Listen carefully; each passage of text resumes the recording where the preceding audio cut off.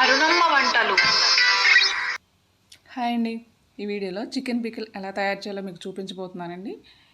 ఇది మనం బయట నుంచి తెచ్చుకున్న దానికన్నా కూడా చాలా సూపర్గా ఉంటుంది. 6 మంత్స్ వరకు కూడా నిల్వ ఉంటుందండి ఫ్రిడ్జ్లో పెట్టుకుంటే. అలాగే బయట పెట్టుకుంటే కనుక 2 మంత్స్ వరకు చాలా ఫ్రెష్గా ఉంటుంది. నేను దీనికోసం 1/2 కేజీ చికెన్ తీసుకుని శుభ్రంగా వాష్ చేసి పెట్టుకున్నాను. దీన్ని ఒక ప్యాన్లోకి వేసుకోండి. ప్యాన్లోకి వేసుకుని దీనిలో ఉప్పు పసుపు వేసి మనం ఉడికించుకోవాలి. చూడండి, ఈ సైజులో కనుక మన పీసెస్ కట్ చేసుకుంటే మనం ఉడికేసరికి కొంచెం సైజు తగ్గుతుందండి. అలాగే మనం ఫ్రై కూడా చేయాలి కాబట్టి ఫ్రై చేసిన తర్వాత ఇంకా సైజు తగ్గుతుంది. అందుకని చూసుకుని మనం పీసెస్ని కట్ చేసుకోవాలి. మరీ చిన్నగా ఉన్నా కూడా అంత బాగోవండి. దీనిలో ఉప్పు పసుపు వేసుకొని స్టవ్ మీద పెట్టుకోండి. వాటర్ ఏమీ పోయకూడదు. వాటర్ ఏమీ పోయకుండా ఇలా స్టవ్ మీద పెట్టుకుని ఉడికించుకోవాలి. బాగా కలుపుకోండి. ఈ పసుపు ఉప్పు అనేది అన్ని ముక్కలకి ఈక్వల్గా అంతా కూడా కలవాలి. బాగా కలిసే వరకు ఇలా కలుపుకోండి.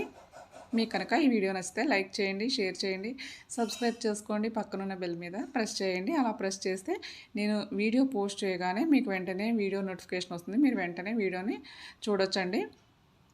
ఇలా మూత పెట్టుకొని 10 నిమిషాల పాటు ఉడికించుకోవాలి. దానిలో ఉన్న వాటర్ అంతా కూడా ఇలా బయటకు వచ్చేస్తుంది. మీడియం ఫ్లేమ్లో పెట్టుకుని ఉడికించుకోండి. ఈ పీసెస్ అన్నీ కూడా ఇలా బాగా ఎల్లో కలర్లోకి వచ్చేసి మొత్తం వాటర్ అంతా కూడా ఎగిరిపోయే వరకు ఉడికించుకోవాలి. దీనిలో వాటర్ ఒక్క చుక్క కూడా పోయకూడదు.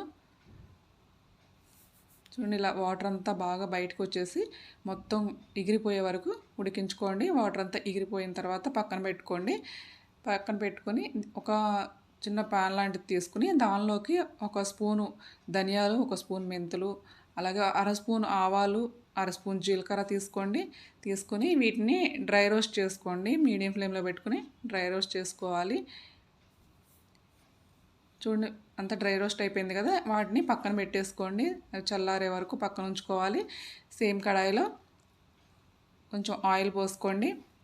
200 గ్రామ్స్ వరకు ఆయిల్ పోసుకోండి. దానిలోకి మనం ఇలా ఉడికించుకున్న చికెన్ని దానిలో వేసుకొని డీప్ ఫ్రై చేసుకోవాలి. మనకి పికిల్కి సరిపడా ఆయిల్ని పోసేసుకుంటే సరిపోతుందండి.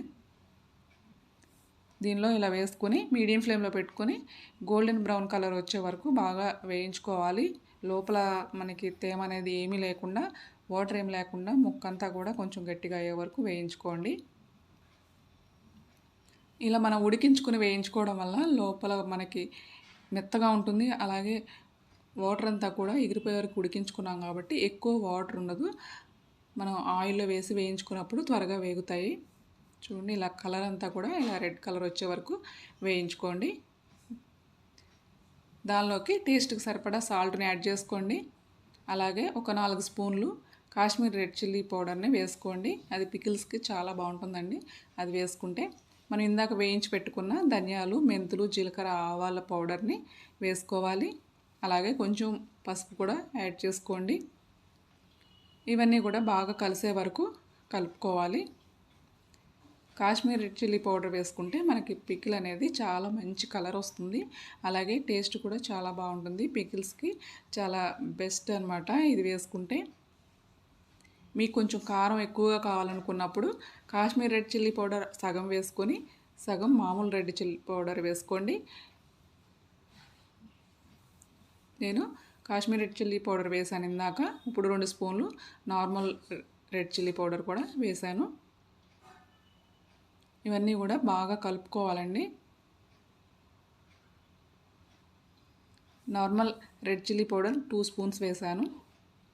ఇలా మనకు ఆయిల్ అంతా కూడా ఇలా పైకి బాగా వస్తేనే పికిల్ అనేది ఎక్కువ రోజులు నిల్వ ఉంటుంది. సరిపడా ఆయిల్ అనేది మనం పోసుకోవాలి. స్టవ్ ఆఫ్ చేసేయాలండి. ఈ పౌడర్స్ అన్నీ వేసినప్పుడు స్టవ్ ఆఫ్ చేసేసిన తర్వాత మాత్రమే వేసుకోండి. చూడండి, ఇలా అంతా కలిపేసుకోవాలి. కలిపేసుకున్న తర్వాత ఒక చిన్న ప్యాన్ పెట్టుకుని దానిలోకి ఆయిల్ వేసుకోండి. ఒక 20 గ్రామ్స్ వరకు ఆయిల్ వేసుకోండి. దానిలోకి కొన్ని ఆవాలు వేసుకొని అలాగే ఒక స్పూను అల్లం వెల్లుల్లి పేస్ట్ వేసుకొని వేయించుకోవాలి. అల్లం వెల్లుల్లి పేస్ట్ పచ్చివాసన పోయే వరకు వేయించుకోండి. దానిలో తడంతా ఎగిరిపోయే వరకు కూడా మనం పచ్చివాసన పోయే వరకు వేయించుకోవాలండి. చూడండి, ఇలా వేయించుకోవాలి. కొంచెం రెడ్ కలర్ వచ్చే వరకు కూడా వేయించుకోవాలి. ఇలా కలుపుకుంటూ వేయించుకోండి, అడుగంటకుండా ఉంటుంది. మనం డైరెక్ట్గా చికెన్ వేగేటప్పుడు కూడా వేసుకోవచ్చు, కానీ చికెన్ వేయకుండానే ఇది అంటుకుపోతుందండి. అందుకని నేను ఇలా సపరేట్గా వేయించాను. చూడండి, ఇదంతా కూడా వేగిపోయిన తర్వాత కొంచెం ఒక 2 రెబ్బలు కరివేపాకును కూడా వేసుకోండి. ఇది ఆప్షనల్ అండి, మీకు ఇష్టమైతే కరివేపాకు వేసుకోండి, లేకపోతే అవసరం లేదు. నేనైతే వేసాను. ఈ వేయించుకున్న ఈ అల్లం వెల్లుల్లి పేస్టు, కరివేపాకు ఇదంతా కూడా మనం చికెన్లోకి యాడ్ చేసేసుకోవాలి. యాడ్ చేసుకుని ఇదంతా కూడా బాగా కలిసే వరకు కలుపుకోండి. ఎంతో టేస్టీగా, ఎంతో ఎమ్మీగా ఉంటుంది. మనకు 2 నెలల పాటు బయట పెట్టుకున్నా కూడా చాలా ఫ్రెష్గా ఉంటుంది. అలాగే ఫ్రిడ్జ్లో పెట్టుకుంటే 6 మంత్స్ వరకు కూడా నిలువ ఉంటుందండి. ఇప్పుడు దానిలోకి లెమన్ జ్యూస్ వేసుకోవాలి. ఒక మీడియం సైజ్ లెమన్ని ఇలా జ్యూస్ తీసుకుని దీన్ని యాడ్ చేసుకోవాలి. ఇదంతా కూడా బాగా కలిసే వరకు కలుపుకోండి. మనకి లెమన్ యాడ్ చేయడం వల్ల చాలా టేస్టీగా ఉంటుందండి. లైట్గా పులుపు వస్తుంది. మీకు ఎక్కువగా పుల్లగా కావాలంటే కనుక కొంచెం ఎక్కువ వేసుకోవచ్చు. కాకపోతే ఒక మీడియం సైజ్ లెమన్ అయితే మాత్రం కరెక్ట్గా సరిపోతుంది.